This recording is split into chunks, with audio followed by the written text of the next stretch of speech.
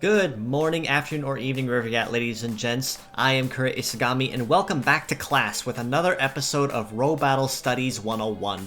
Basically just a mini-series I started doing a couple weeks ago, roughly, that kind of take a couple of the particular mechanics and the more advanced skills and understandings a little more in-depth to make them easier to understand.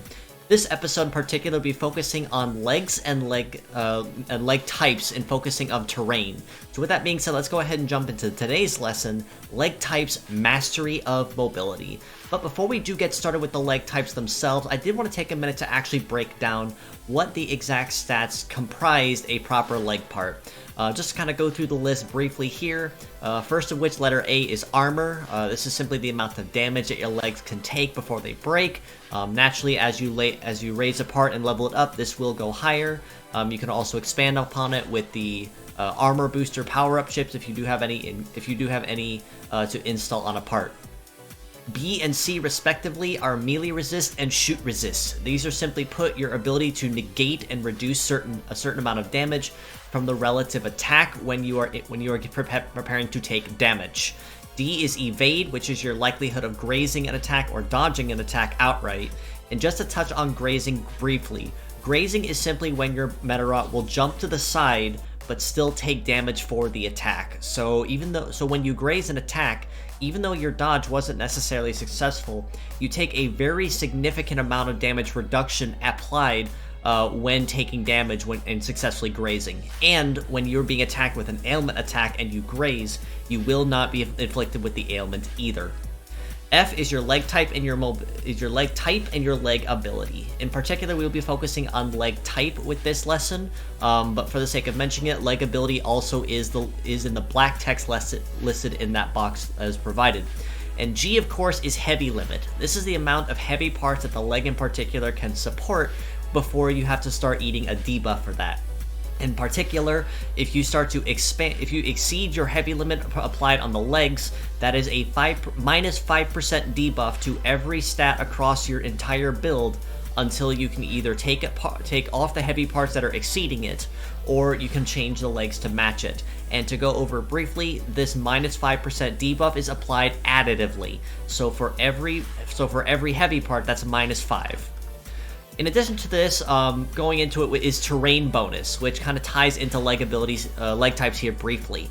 They come in 5 letter grades, from S rank to D rank, best to worst naturally. And each different type of leg will have a different ranking relative to the terrain it's fighting on. And these rankings are with S rank, meaning you have the best possible leg you can select for that particular terrain, 20% to all leg stats, minus armor and HV limit.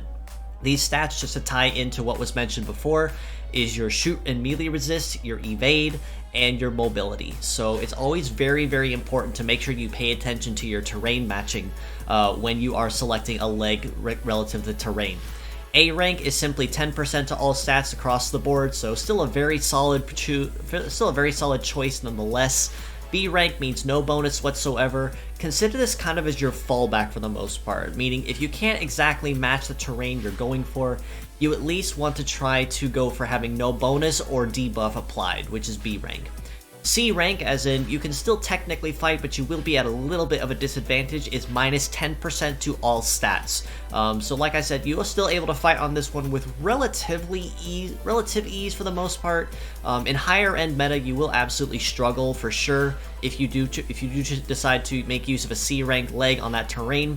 And of course, D rank is minus 20% to all stats, meaning you will have no advantage or ability whatsoever, and you are already starting off the battle on a very serious disadvantage with a very heavy debuff applied to all those leg stats. So if you are going to make use of any particular legs, especially when it comes to competitive meta for PvP or live PvP or whatever, try to aim for B or better, as in having no bonus is better than having a debuff applied. But in competitive, absolutely, you want to go no less than A rank, just to guarantee that you can keep that competitive edge. With that being said, let's go ahead and jump right into the lesson officially with all this context and preface put to the side, which is simply breaking down each of the leg types to kind of give the pros and cons to each type. First of which on the board is biped legs, which is your generic all-round balanced leg. The good terrains for biped legs is cyber, forest, grasslands, and arena. Average terrains, which is B rank, no bonus, no detriment, is foothills, mountain, and city. Bad terrains is badlands, snowy, desert, and aquatic, respectively. So overall, relatively balanced across the board, pretty much as the name entails with bipeds. This is the most common leg type you will see on a lot of bots. And with that incredible balance means you will have a pretty solid performance across the field, no matter which type of biped or leg with leg ability you use. The advantage of biped legs is that they have solid overall balance, just like I mentioned. Modest mobility range and average stats across the board will vary. So depending on which 2 biped or 3 biped legs you compare, you may see some relatively nominal stat changes between them, but nothing really particularly game-breaking for the most part. The drawbacks, however, to biped legs is that the performance varies very largely per biped leg. So pretty much like I mentioned, you will really never see 2 that are alike, and each different type of leg has a different particular advantage and struggle with them. Pretty much as stated, no major advantage or disadvantage. The heavy limit that bipeds can usually hold can range between 0 and 3, but typically no less than 1 more often than not. For the heavier types of legs, they will start at a minimum of up to 2 heavy parts. For instance, Cross Messiah or Tyrell Beetle can support up to 2. And then say, for instance, Grain, who came out relatively recently at time of recording, can support up to 3 heavy parts with this particular kit. Up next on the docket are multi-legs, which trading some speed for better overall balance. Good terrain matches for multi-ped legs is Cyber, Mountain, and Foothills. Average terrain, which are B rank, is Badlands, Desert, Grasslands, Forest, Snowy, and Aquatic. And then bad terrains is City and Arena. So definitely a very vast difference here between biped and multi-ped right off the bat. And this is just kind of show you what kind of incredible balance that multi-peds can offer as arguably the next best leg under biped in many cases. The advantages to multi-ped legs is that they may have a lower mobility than biped, but they make up for this with much better overall terrain coverage between A rank and B rank. So pretty much like I mentioned before, is that if you are planning to make use of trying to negate or not really pay attention to terrain matching, multi-ped is definitely going to be your next best choice in this case. More often than not, multi-ped legs will also have higher armor than biped legs, but again, this also will vary relative to the type of leg it's coming from and who is using it. Disadvantages to multi-ped legs include lower mobility compared to biped as mentioned, which will hurt its overall speed, and the lack of good terrains means no real terrain bonus to the leg stats. Now, this can kind of be a detriment and an advantage, because sometimes that balance can actually be your saving grace if you can't competitively meet an A rank or an S rank type of multi-ped match, depending on the terrain in question. Heavy limit that you can see on multi-ped legs usually ranges between 1 and 3. More often than not, you will see them kind of at a 2, sometimes a 3 depending on higher ends, such as, say, Death Providence, or any of the weapon type series models in general. But for the most part, they definitely do cover a lot of balance in trade for some of the speed that biped legs may offer. The third leg on the docket is wheel legs, which high speed means easy outrunning of foes. Good terrains with wheeled legs are Cyber, Arena, and City, so mostly indoor-based terrains with asphalt or concrete type of land. No real average terrain, so nothing really to note of there, but it is an exceptionally picky leg type as it has a lot of bad terrain matches, including Badlands, Foothills, Grassland, Snowy, Desert, Mountain, Forest, and Aquatic. So pretty much right as you see here, you can see right off the bat, wheeled legs are very, very picky in what they are good at, and in the few terrains they actually are good at, they're fantastic. But it's honestly really difficult to make use of wheeled legs feasibly, given the number of really bad terrains it's good on, as more often than not, its most common ranking across all the terrains is actually C rank. Now, the main advantage of wheeled legs is one of the highest base mobilities in the game, so on the terrains that it is good at, as mentioned, wheeled legs will absolutely rock and roll, and more often than not run circles around a lot of opponents, even in competitive meta. The disadvantage, as mentioned, however, is that the lack of good or average matches makes terrain bonus difficult, as it is a very selective and very niche type of leg. So if you can use wheeled legs, definitely consider it, but if not, I wouldn't put a lot of time and effort into raising wheeled legs unless you know for a fact you do plan to use them. The heavy limit you will see on wheeled legs more often than not will range from 1 to 3, but most commonly you will see them more or less kind of between 0 and 1, maybe 2 on a heavier armor type that trades a little bit of speed for that extra heavy limit. But more often than not, between 0 and 2, 0 and 3 is your general average for where you'd see some wheeled legs. The next leg type on the docket is tank legs, which mean high armor makes for better survivability. Now, these are probably one of the, if you look at the stats on the paper, one of the best balance when it comes to terrains, because literally every terrain is B rank, with the exception of Cyber, which of course everybody gets S rank on regardless. So as mentioned, average terrains across the board is literally all of them. I'm not going to go through that entire list, but no bad terrains either at C or D rank. So the advantage, as mentioned, average terrain matching is minus Cyber at S equalizes bad leg matchups. So even if you can't quite match a leg type to a terrain, tank legs can usually be a pretty solid fallback to ensure that you don't, pretty much like in multi in this case, where if you can't match a terrain, you can at least try to negate any potential debuff you would have to eat instead. Tank legs also have a naturally high shoot and melee resist stat, which assists in helping tank damage. Now, something else to mention with tank legs that will be going live in the version 2.6 update is that tank legs will also naturally get a passive 30% damage reduction when guarding attacks successfully. So that also is an advantage to tank legs. I just did not have a chance to write it down here in here with my notes, but it is definitely worth mentioning as something to consider in the rare instances where tank legs are something that are on the docket as either a requirement or something that you have to consider for the team build. The disadvantages to tank, on the other hand, speak for themselves pretty solidly. Very poor mobility, usually no higher than 500 cap, with the exception of some rare tank legs. Evade stat of 0 means you cannot dodge or graze at all, meaning every hit you take is guaranteed to land on you, and you're going to be relying on that very high shoot and melee resist that you have to tank and minimize a lot of damage where possible. And as mentioned, no terrain match means no bonus stats to legs. But in the case of tank, you really don't need to bother with it too much. It's mostly going to be mobility and speed that's going to be one of your biggest struggles when using tank legs. The heavy limit for tank legs is always guaranteed to be 3. So this is always going to be something you can rely on and bank on when it comes to using heavy parts. If you can't find any other leg type to match for, say, 2 or 3 heavy parts, even if it means that you're going to eat some mobility for it, tank leg is definitely something to consider for that guaranteed 3 heavy slots. The next leg type on the docket is float leg. Can't be stopped by the terrain if you can't touch it.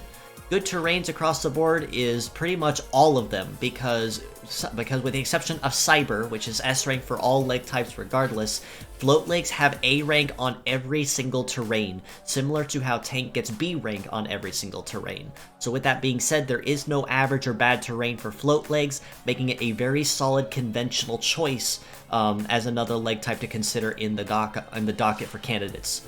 Advantages, like I mentioned, A rank across the board, minus Cyber at S, means that you're guaranteed 10% bonus to all leg stats no matter what terrain you're fighting on. And it's modestly balanced when it comes to its stats across the board.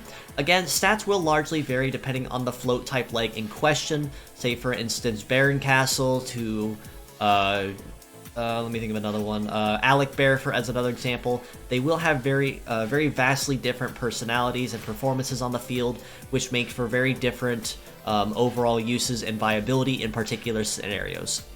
But the disadvantages to float, however, means that you do have a rather lower mobility compared to most other legs.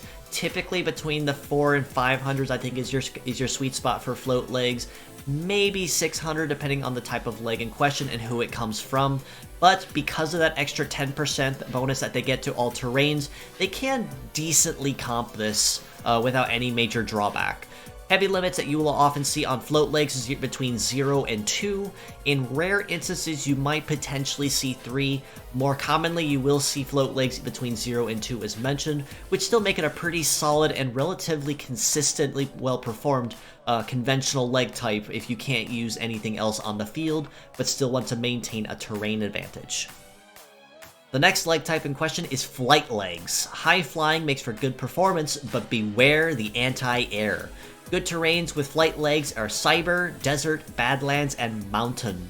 Modest terrains, which are B rank, is Foothills, Grasslands, Snowy, and Aquatic. And then bad terrains is Forest, City, and Arena. One of the great advantages to flight legs is that they have one of the highest mobilities, arguably under, if not on equal tier, than wheeled legs. The difference is for having that slightly lower mobility cap, they actually have better coverage on most terrains. As denoted here, as you see, flight legs have at least 8 different terrain matches where they are average rank or better, and only 3 where they do not recommend using them at all. Advantages as mentioned, highest mobility under wheel, but with better terrain coverage.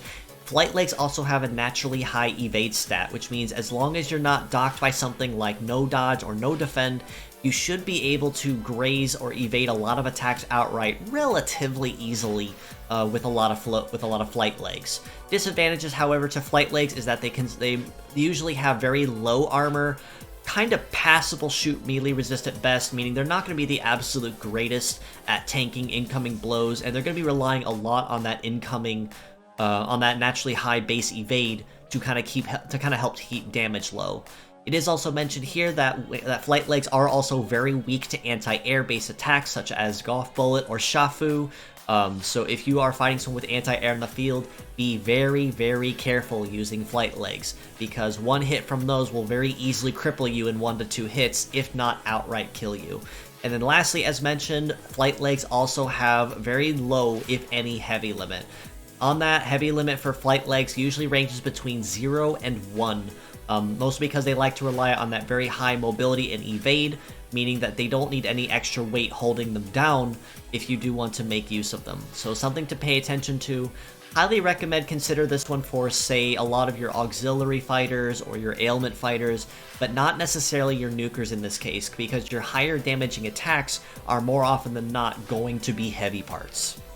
And then the last leg type in this list is sea legs. Moderate on land, great in the water, but beware the anti-sea.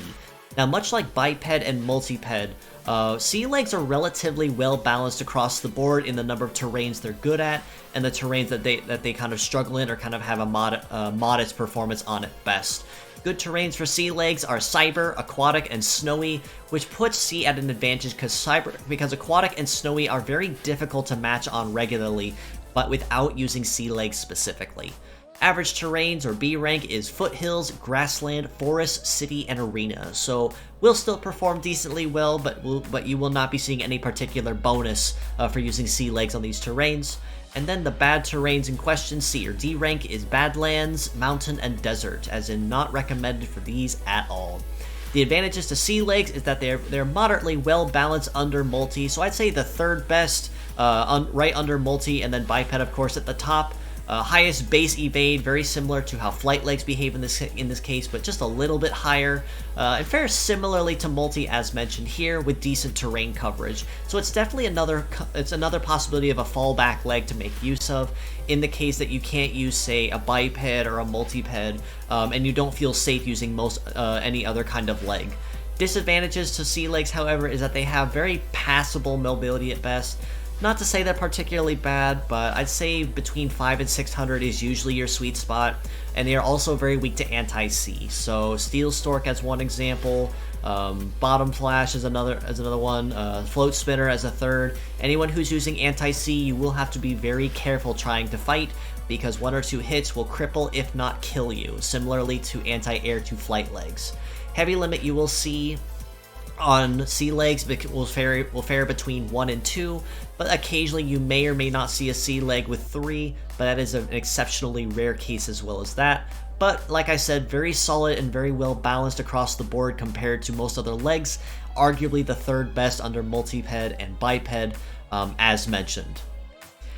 Just overall thoughts with legs from here, just to kind of wrap things up. All leg types matter. Each type has its own pros and cons, and mastery of leg types is the key to victory.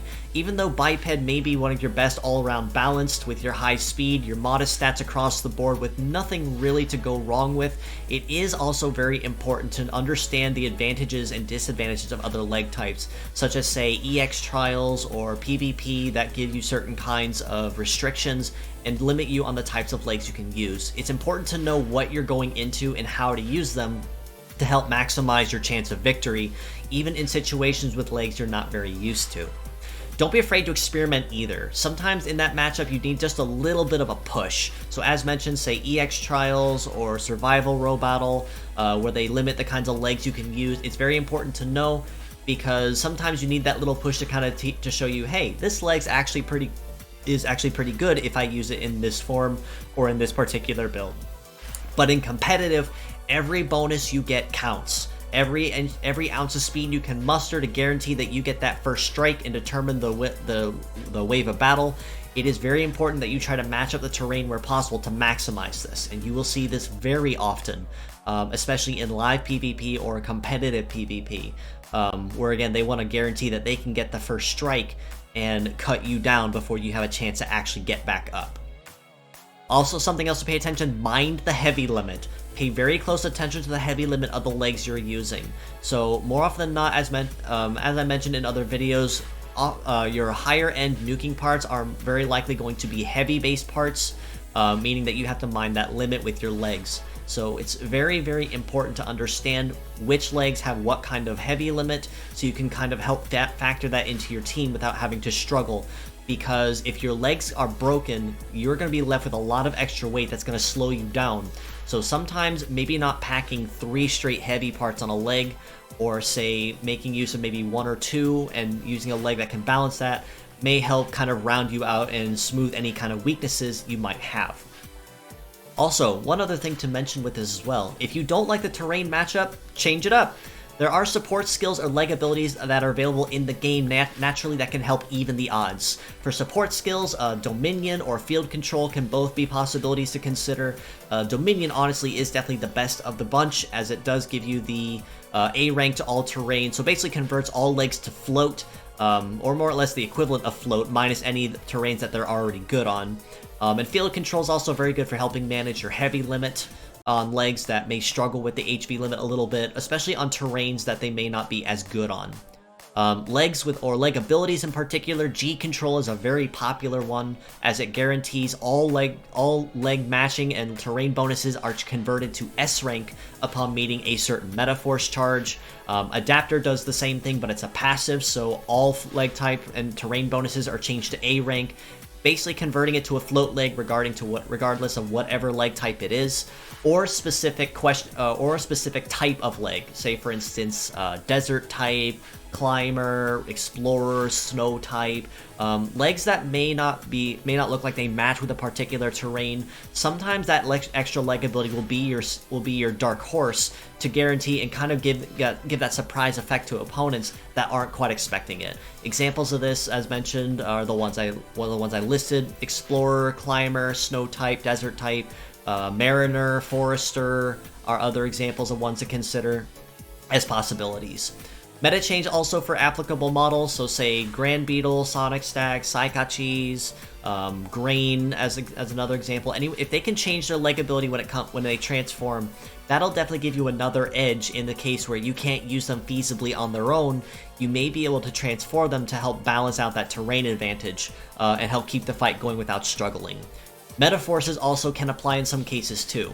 As of current in time of recording, we only have 2 metals in the game that can force change the terrain. That is the Ice Metal and the Phoenix Metal, and those 2 respectively will convert the terrains to snowy or desert wasteland with their second Metaforce.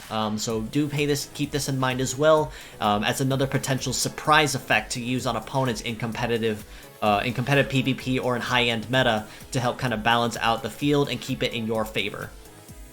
But aside from all this, I believe that covers just about everything for leg types and how to use them. So with that being said, I would like to officially say class is dismissed. for this lesson. If you'd like to know more, you can follow me below at the Metarot News Network page and the Metabots Forever pages on Facebook. You can also join us on Discord in the links provided and in the comments below to the Project Rising Beetle's official Discord server. And of course, you can reach out to me personally on Twitter at IsagamIKura if you have any questions, feedback, suggestions, or any other kind of ideas that you think I should cover with this Robattle 101 series. So any questions, feel free to reach out and ask as mentioned. And with that being said, thanks again for stopping by, folks. It's always happy to have you in for a visit. Until next time.